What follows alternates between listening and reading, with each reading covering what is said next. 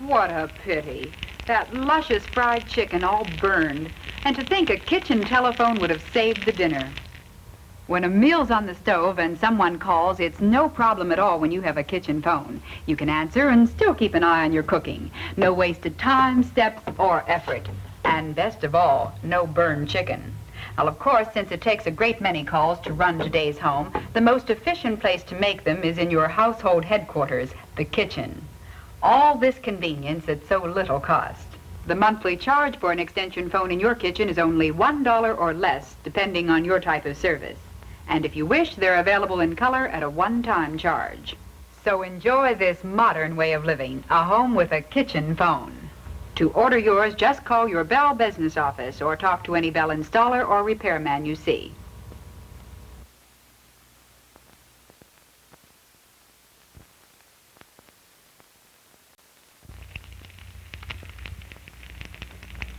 What a pity. That luscious fried chicken all burned. And to think a kitchen telephone would have saved the dinner. When a meal's on the stove and someone calls, it's no problem at all when you have a kitchen phone. You can answer and still keep an eye on your cooking. No wasted time, steps, or effort. And best of all, no burned chicken.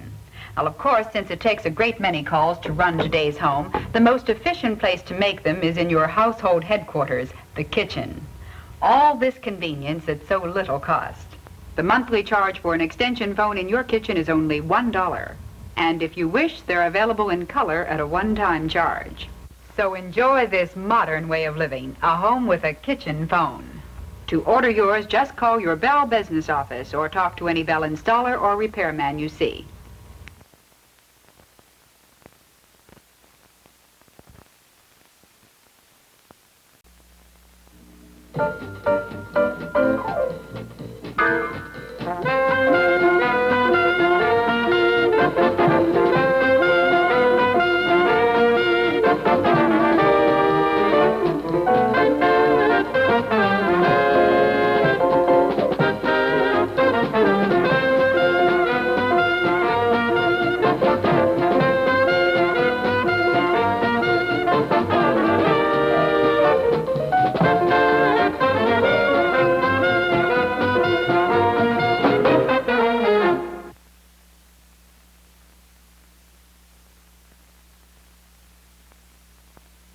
Yours ain't seen nothing yet.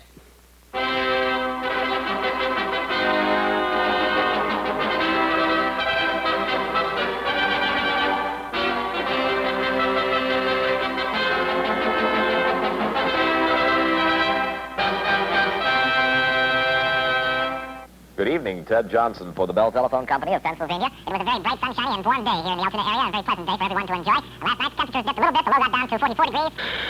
The high reached 73 degrees. The present reading at the airport... Ted, slow down. You still have 3 minutes to go.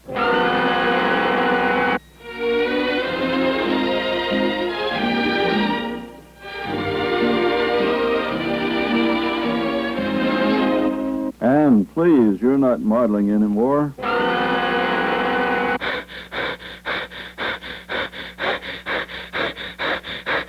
Nelson, the weather seminar isn't until next week. Gloria, not that relaxed. For the weather information, Brace Gilson. And in the weather, midsummer-like temperatures have invaded the tri-state area. All right, Gilson, you've made the last of the Desdemona Fink trips. Snap it up, boy. For example, the dress I'm wearing costs just $14.95. But look. Eleanor, this is the weather show.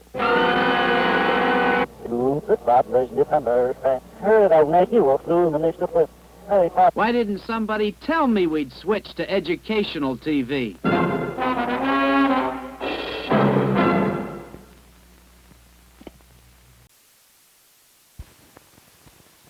Some special savings news from Sun. Yes, I certainly do have special savings news tonight for all the ladies. Now's the time, and it happens only once a year. Right now at Sun, you can buy any one or all of these special skincare beauty aids by Coty and save up to 50% off the regular price.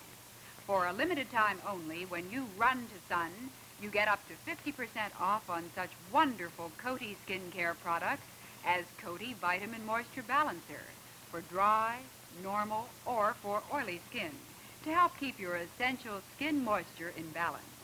And you also save at Sun on Coty Vitamin AD Complex Cream, the fabulous cream that makes even the driest, most sensitive skin silken soft. The roughest, flakiest skin glow with fresh vitality.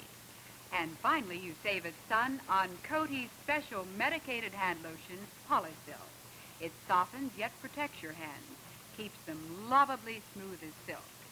So remember, this is your once-a-year chance to take care of all your skincare needs and save up to 50% off the regular price. But supplies are limited, so better run to Sun for this special Coty offer tomorrow.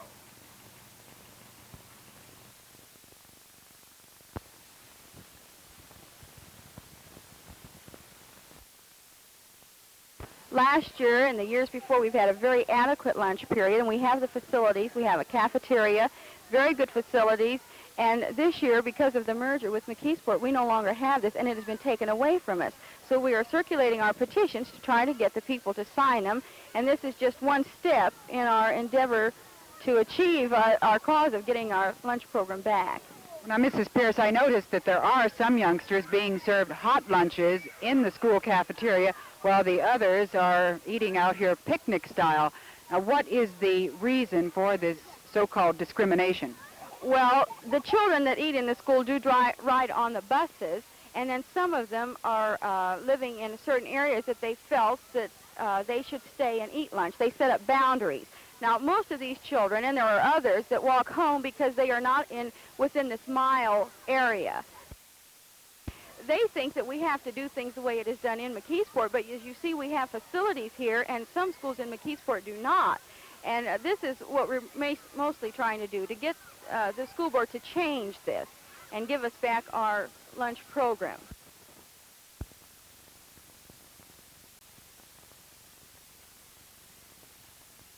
What, in your opinion, has created this atmosphere of demonstrators and protest groups? And this is a recent happening in this country. Whatever creates naughtiness in any kind of infants. If you don't spank an infant for wetting his pants, he'll do it again and again. If you cheer him for it, then he'll be damp every minute of his life. I mean, these kids are behaving like baboons, and we now are saying they have some right to do this. Well, of course, they're going to behave like worse and worse baboons as long as we pay any attention to them. Well, we can't spank them. What do we do? Who says we can? We outnumber them. Don't forget that. And besides, we send the allowance checks. You stop that. You burn allowance checks, and they'll stop burning draft checks. Do you feel that perhaps by ignoring their protests... You can't ignore them. They make too much noise. The next time they sit down, run over them. I mean, you may squash one or two. But you'll clear the street. Well, don't you feel, though, that they do make a definite contribution to our society? They do. They've given the nation a clear choice. Either we let foreign policy be run by Joan Baez and Pete Seeger, other such great military affairs experts, or we let foreign policy be run by a bunch of four-star generals at the Pentagon, not one of whom has ever had a hit record.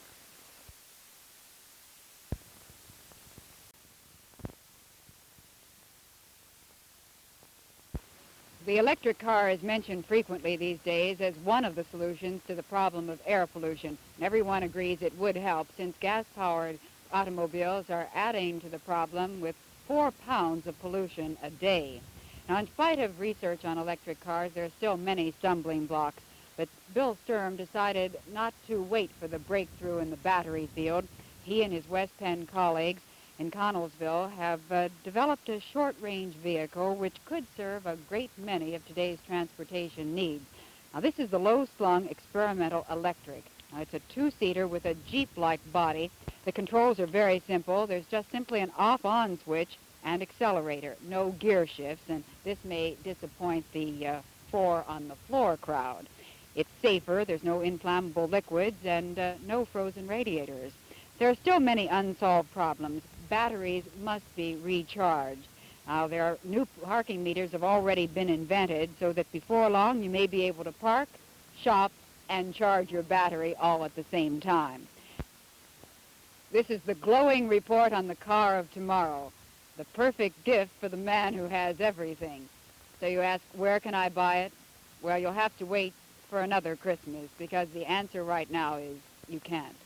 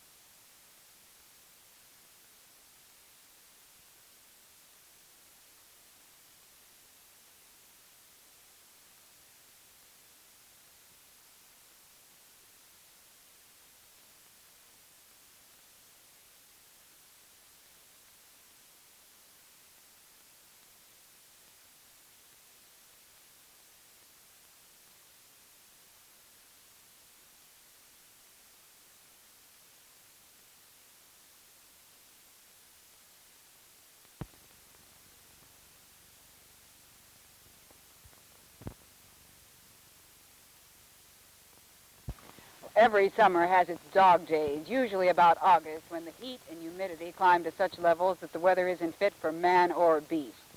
This marks the 8th consecutive day of 90-degree or higher temperatures in the Pittsburgh district. According to the United States Weather Bureau, it's been 25 years, since July of 1941, that we've had a heat wave of this intensity or this duration.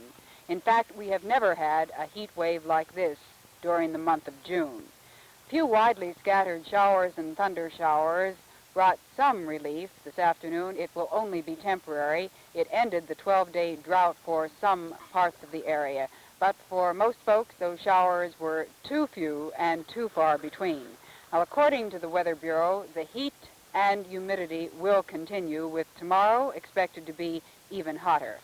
Now, what are you going to do? Well, it's every man, woman, and child for himself. You can go out and buy an air conditioner. Unless it's one of the kind that you plug in, chances are you'll wait until about the middle of July to have it installed. We all have our favorite ways to beat the heat, and I have mine.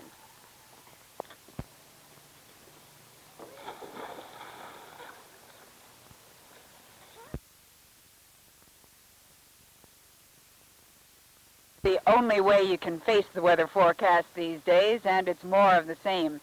The forecast for tonight, it's going to be fair and warm once again. Temperatures in the upper 60s. You can expect widely scattered showers or thunder showers. They will be isolated.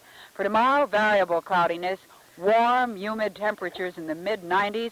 Once again, the possibility of widely scattered showers or thunder showers. The outlook for Thursday, no break in the heat wave is expected. It will be hot and humid.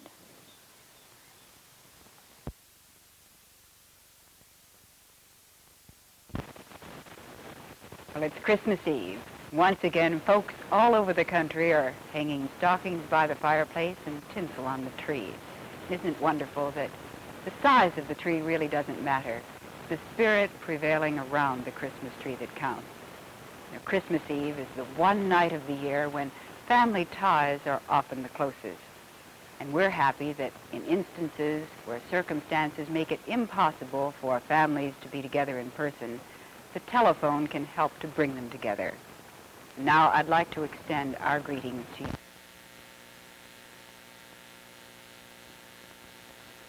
All of the hustle and bustle is just about over. It's Christmas Eve, the most beautiful, most peaceful night of the year. And for little people, the most exciting. Just about bedtime.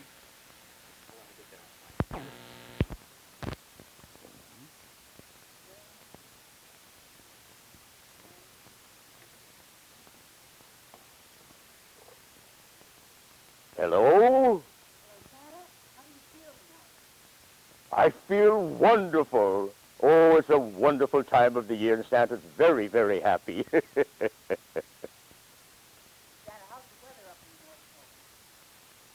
Well, it's kind of cold, but not too cold. The reindeer will get around. Don't you worry about that.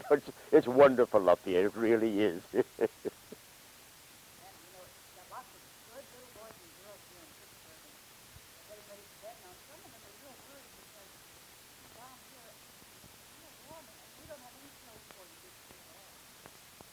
Oh, don't worry about that. Santa and his helpers will take care of that. We'll get around some way, whether there's snow or no snow. Santa will see that all the good little boys and girls get the gifts that they are wanting. Oh, yes, I get many letters, and I know what they want, too.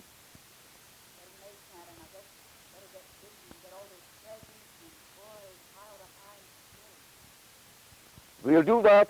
My helpers are good workers. We'll pile them really way high and then deliver them, give them, leave them with the little boys and girls who are good boys and girls and who love their mommy and daddy.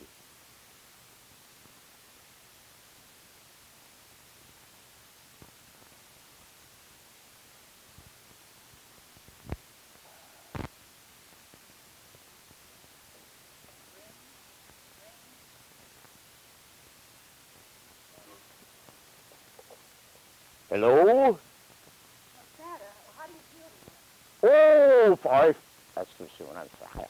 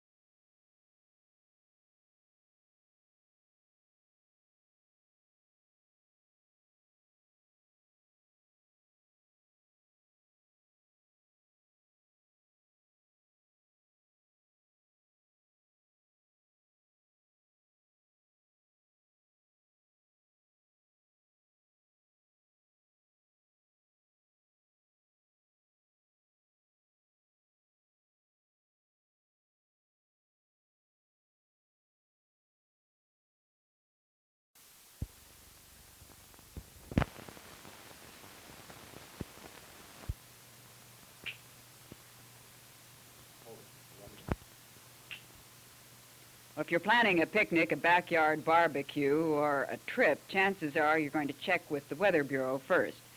Well, from now on, beginning Monday, August 15th, the words if, and, chance, and possibility will be eliminated from weather forecasts.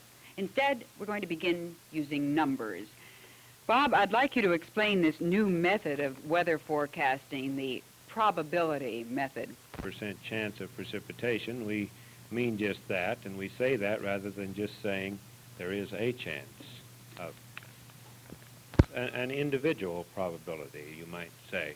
It's the chance that any individual listening to our forecast will be affected by the weather about which we're speaking. What precisely is your forecast area? We are forecasting for Pittsburgh and vicinity. We're referring to an area approximately 25 miles in radius centered on downtown Pittsburgh. That's a bit beyond the bounds of Allegheny County in all directions. It's making the forecast a chance of showers or showers likely.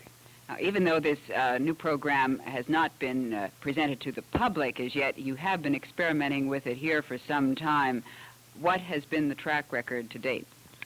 Well, I can't quote a figure to you right now, but we have established a record impressive enough that we feel we're qualified now to go ahead with these probability forecasts. Actually, over a large volume of forecasts of this type, the Weather Bureau has found that actually when we say 80% probability of precipitation, it comes out just about to 80%. In these other cities where this system has been in effect for some time, has it proved to be of great value to the public? Well, of course, it's had mixed acceptance.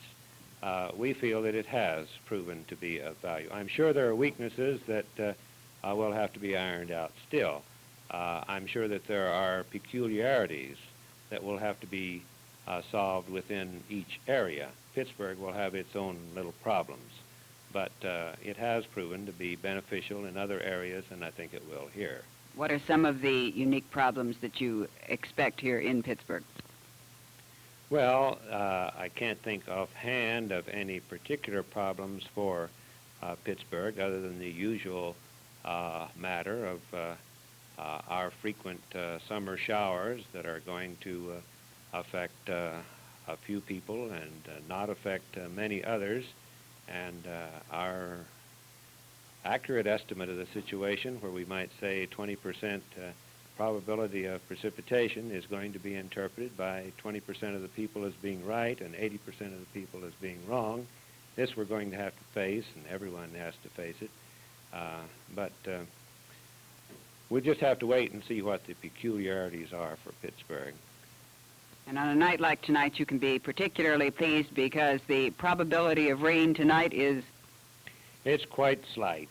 We're saying certainly less than 20%. Actually, tonight, it'll be clear. We'd say near zero for tonight.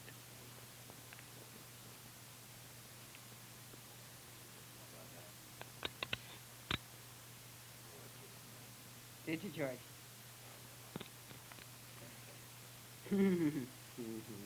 Oh,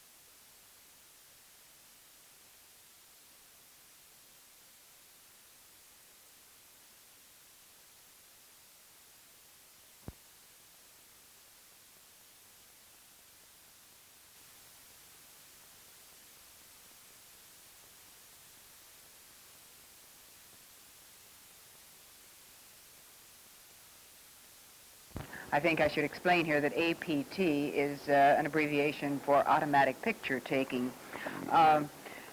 The satellites have provided invaluable information in tracking hurricanes, major storms, not only approaching the United States, but throughout the entire world. Now, how do you work on an international basis? Say, for example, you detect a storm approaching the coast of Australia. A message would be sent to the Weather Service in Australia telling them where it was at the time it was spotted, and comparing with where it was on the last orbit, they could determine its movement and see if it's coming toward them. Now, in your opinion, then, would you say that the satellite has tended to strengthen international relations? It seems so to me. Now, getting back to the day-to-day problem of weather forecasting, we hear of the 3-day, the 5-day extended forecast, the 30-day forecast with the satellites now, the radar equipment. What is your projection into the future? Do you feel that we will be able to accurately provide long-range forecasts? It depends on the terms you want to use. The accuracy has been increasing on the standard forecast for a day or a day and a half to 2 days ahead. At the same time, the extended forecast, let's say for a 30-day outlook, is in general terms, and we don't have a particular bridge between these general terms like precipitation above normal versus it will or it won't rain. As a matter of fact, there is some indication of a possibility here in giving a probability of rain. Perhaps that would be the breakthrough. Do you feel this is an effective method of weather forecasting, giving the probability? Now, in Pittsburgh, we have had mixed reaction. The forecasting of probability of rainfall has been in existence for some time, many years actually, and the U.S. engineers have used it effectively to save money and do their jobs on rivers and streams very much better, I'd say, because of probability forecasting, and they're simply used to it and know how to make the most of it, and other people are learning the same thing. How about probability with regard to snow? This does show you that we aren't 100% accurate or perfect, and we'd like to reflect our uncertainty and yet give you the benefit of this possibility or probability. Now, billions of dollars are being spent each year on the weather satellites. Is it going to present a problem in defending the amount of money that has to be spent, or do you feel that the satellites are doing the job effectively that they were set out to do? They're doing a job that never was done before, and there's just no substitute for them. Now, the United States Weather Bureau has been a pioneer, so to speak, in the use of computers. How exactly do you use computers? The computers use the basic physical equations of nature, the gas laws, and the motion in 3 dimensions, and make forecasts of the upper air patterns so that we can use them to guide us in making forecasts of rain, snow, clouds, things like that. All right, the computer then is using the physical law. How is the computer faring in comparison to man? Well, as we've improved the models of the atmosphere, we have found that the key forecast is at 500 millibars. This is about midway in the atmosphere. Sea level pressure is close to 1,000 millibars. And that pivot point is so critical that we make forecasts there and use them as a guide in our work above and below there. And we found about 2 or 3 years ago that the computer was making such superior forecasts that there was no point in trying to do it by hand. We couldn't do as well by hand. Well, now, explain this for me. You mean to say, then, that the computer is able to predict more accurately tomorrow's weather than the weatherman? At 500 millibars, yes. Well, if that'll help you any. No, you'll have to convert that into layman's terms. Well, this particular chart is the midpoint in the atmosphere, you see, and we have to use professionals to interpret it in terms of surface weather. But pilots use it. They fly through that level, and they want to know the winds. Jets want to know the temperatures in great detail, and so we build them on up to upper levels, 30,000, 40,000, 50,000. The highest chart we draw is at 100,000 feet, but not many planes are flying there. Now, ESSA is about a year old. I think as far as the public is concerned, it's a very familiar name. Would you explain the administration? Well, the Environmental Satellite Center, where we are, is part of ESSA. It used to be part of the Weather Bureau.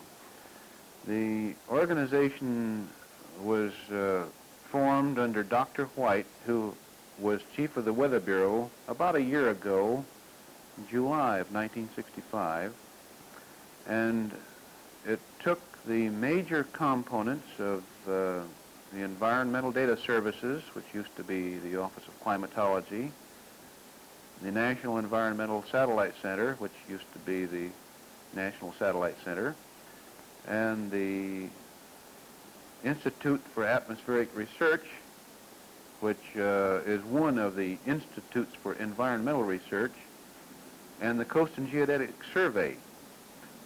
And these components are the 5 major components of ESSA, the Environmental Science Services Administration, with Dr. White as administrator. That's the Weather Bureau, National Environmental Satellite Center, Coast and Geodetic Survey, the Environmental Data Services, and the... What did I leave out? You'll have to tell me, sir. Coast and Geodetic Weather Bureau. Oh, Environmental Data Services. Environmental Data Services. I can't remember all of them.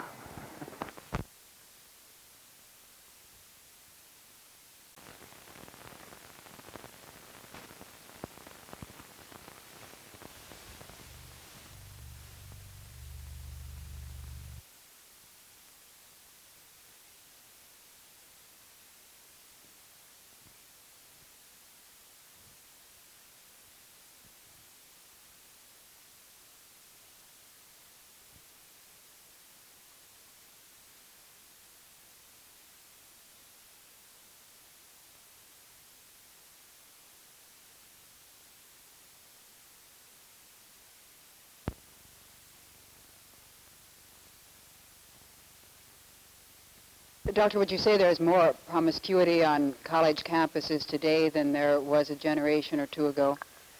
I'm going to quote the figures now. No, there is not. And the same thing is true with the high school age. We measure this, let's say, in terms of illegitimacy. I think the public should understand once and for all that whereas the number of teenage illegitimate pregnancies has gone up because we have many more teenagers than we did a generation ago, the rate has not. Nor has it in the college generation. The rate has not gone up. And where do you suppose the rate has gone up? In the 25 to 35-year-old group. I think the public should understand this because we tend to criticize our young people for things that are not so. What about marriage in general? Now, I know that one of the questions that you throw out to the students is whether marriage will survive another 50 years. What are their comments? This is a good question to throw out with a group that has been discussing a lot of these problems. For one thing, we see marriage very much threatened these days. They themselves, many of them, come from broken families of one kind or another. And it's a good question to bat around. Do you think that marriage will still be around 50 years from now? Well, if you do, why? Give us your reasons. And if you don't, give us your reasons. And after about a half an hour of this kind of discussion, the kids have educated each other. And for the most part, I find that the ones who don't think marriage is going to last become educated to the viewpoint that marriage is an institution that has value in and of itself. It is sought by people. It isn't imposed on them.